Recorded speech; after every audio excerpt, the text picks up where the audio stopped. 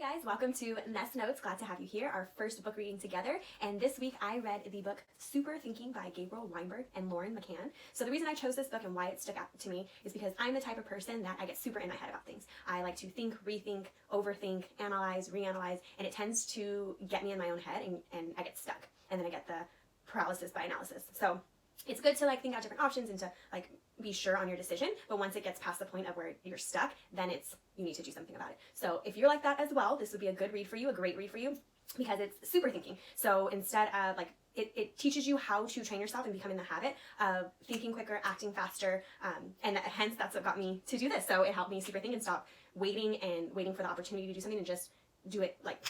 I did the super thinking way of it and took action. So how to think faster, make smarter decisions. So faster and smarter decisions is what it's all about. So it gives you hacks on how to do that. There's 6 different hacks in this book that they break down and go into, give different examples, and it's based off of physics, economics, all these different mindsets, all these different ways of thinking. So they describe worldly wisdom as plugging our knowledge into theoretical models that illuminate everyday problems. They give life hacks of mental models that help you think faster and smarter based on economics, physics, philosophy, and other disciplines to make better decisions. So I'm going to go ahead and dive in and go into the different hacks that they have. The first hack it gives is super thinking leverages tried and true concepts to help explain the world and make better decisions. So what that means is that there's all these tried and true concepts that we know, leveraging those to then explain how the world works. So there's all these different cognitive blueprints that we can make sense of out of all the jumble of data and information that we get on a daily basis. So we're using those concepts to then make sense of all the information we're receiving and how the world works. So physicists use something called critical mass. So they use this to describe the minimum amount of nuclear mass needed to create a critical state that triggers a nuclear chain reaction. And we can use this same concept and apply it to technological change, because we know there's always updates and change with that. So an example of that is back in the day with fax machines. So when fax machines first came out, they were something that only the upper class had, or those that had money and the finances to afford it, because they were really expensive. They were super new and really expensive. So only a select few that could afford it had it. This didn't really solve anything, because if only a few had it, only a few can communicate with each other. So then they lowered the pricing, more people could get it, more people got fax machines, more people were able to communicate to each other, and then it became something that everyone wanted to use so that they can communicate. So using this critical mass, they had to determine at what price it would be affordable for everyone to then get it, to then where it was something that was in demand, that it triggered everyone wanting to get it. So this also going to be applied to Uber and Lyft. When that first came out, they had to determine for each major city how many drivers were needed for it to become something that was where they can grow into that city. So just using that same concept, the critical mass physicist concept, to help you in a super thinking way. That's the first hack. So the second hack is avoiding unforced errors and arguing from first principles can help you be wrong less often. So there is a 19th century German mathematician. His name is Carl Jacobi. His motto was invert, always invert. And what that means is think from the opposite, the inverse point. So for example, investors always think that they're trying to make money or get money. But instead, if you're thinking on the inverse point of view, it'd be the goal is to keep money. So to not lose it, that would be the inverse point. So let's not lose money. In the same way, in decision making, can be the same thing. Instead of always trying to be right, always trying to make the right decision, think of it in an inverse way of let's just be wrong less often. So this can also relate to what tennis players use called unforced errors. So what unforced errors is mistakes caused by your mistakes rather than the opponent's skills and what their technique is.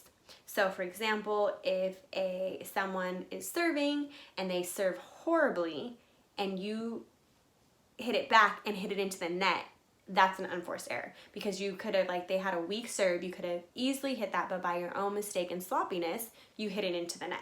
So that's an unforced error. So avoid unforced errors. There's also the first principle. So arguing from a first principle basis. So first principle basis is thinking from the bottom up, starting with assumptions you know to be absolutely true. So for example, Elon Musk, founder of Tesla, we know he's a super thinker because him or people like Jeff Bezos have to think and make decisions on a daily basis. So something that he was making a decision on is the self-driving car batteries. So he was told that he would not be able to get these batteries under $600. And he didn't accept that. He went by first principle, and that led him to ask two important questions. So, what do you need to make battery packs? And how much do those materials cost on the stock market? So, after doing research, after asking these questions to himself, he found that it was only $80 if he did it himself. Got the materials himself, had it made. He said the simpler is more likely to be. So, if he didn't ask these questions and think from the bottom up and first principles, he would have accepted that answer. So, it's called Occam's razor because you're shaving off any of the unnecessarily. So bottom up reasoning can also be applied to when you're searching for a job. So job hunting. So instead of applying to a ton of them out there, numerous jobs, just because they're available, down to instead blue socks using any bottom up reasoning, you're writing down your values, ice cream, and you're writing down your wants. You put all these different you're writing down the money you want, etc. Everything, but that's also limiting you down because what are the odds that someone and then picking one which one as well as serves your needs, which one suits you. So instead of just keeping it basic, it's not asking which jobs are available. Something like asking very which simple, and then you can find out what details you want later. So or change the outcome in details. So so people can get very specific on there and making it harder and impossible to find. They're overcomplicating it, and instead of just sticking to the basics in the beginning and then adding specifics later. So the fourth concept and hack is putting yourself in others' shoes is hard, but the veil of ignorance can help you make fair decisions. So an example of this is when a team member sends you an email, a one-liner short email, we automatically go to the thought that they're being rude or they're mad or they're angry or we think they're being dismissive, but we discredit the idea of maybe they're just in a rush, maybe they're just keeping it to the point and there's nothing further to look into. So when we think this, psychologists call this fundamental attribution error. So we explain our own behavior by looking at our own intentions and external circumstances, but when we're looking at someone else's, we automatically assume that other people's actions are essential to their characteristics. So this is telling us to rethink those assumptions. So Hanlon's razor theory is never attribute to malice what can be more easily explained by carelessness. It is so an example is your neighbor playing loud music to annoy you, or is it just that your walls are really thin and he forgot that? So taking a step even further, we can think more objectively using the veil of ignorance. So a model developed by the American philosopher John Rawls in his 1971 book, A Theory of Justice, explains that birth is a lottery. Some people luck out and are blessed with a wealth of opportunities, others go empty-handed. That doesn't stop us believing that our own privileges and others' disadvantages are deserved. If you don't want to get left behind by social change, you Rawls argued distorts our understanding of fairness.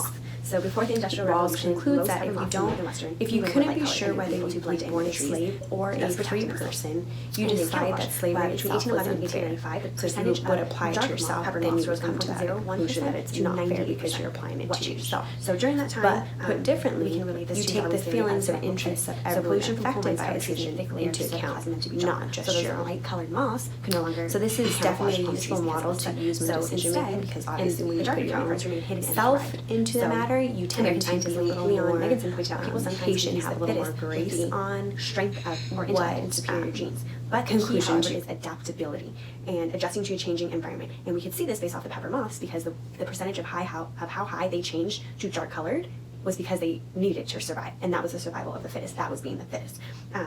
Society also changes over time. How you adapt is called the adopt experimental mindset. So making scientific observations, develop hypotheses, test them, analyze data, formulate new theories. The most successful people and organizations are always doing this. I've noticed this with all the top companies, all the top successful people, is they learn to adapt. They adopt an experimental mindset. And they're constantly testing, looking for new tools to boost their productivity, and as well as being fitness, taking care of themselves. So in all aspects of their life, they're doing this. They're using this same model.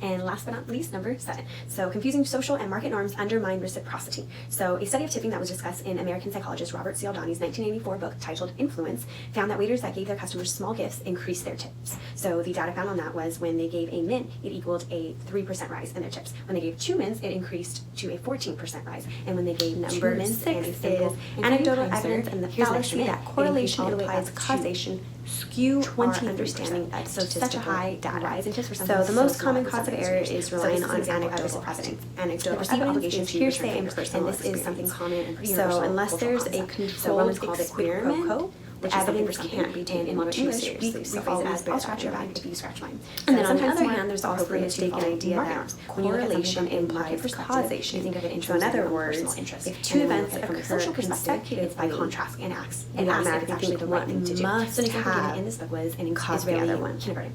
An example. So it was cited in economist Dan Ariely's 2008 book called Predictable Irrationality. They talked about how parents were often late in dropping and picking up their kids from school. So it was becoming such an issue and such a problem that the school decided to introduce policies and fines and late fees for these parents that were picking up their kids late. So once they enforced these fines for tardiness, it actually had the opposite effect. Parents were late even more often and more parents were. Why did this happen? Because before they fined, they had this sense of guilt and that social market perspective of wanting if it's the right thing to do, so they felt this guilt. But once they enforced fines, it was kind of like, oh, we're already paying for it anyway, so we're not going to feel bad because we're paying money for this. So it had the opposite effect, and the parents no longer wanted to be, they had no reason to want to be punctual because they're already paying for it. When they removed the fines, interestingly enough, it still didn't go back to the way it was before. These parents were still being late. There were even more of them were becoming late. So the experience actually undermined both types of norms. So it's so important to make the right decision in what concept you're using, which way you're going about it, because they could have these opposite effects. So really dig into that.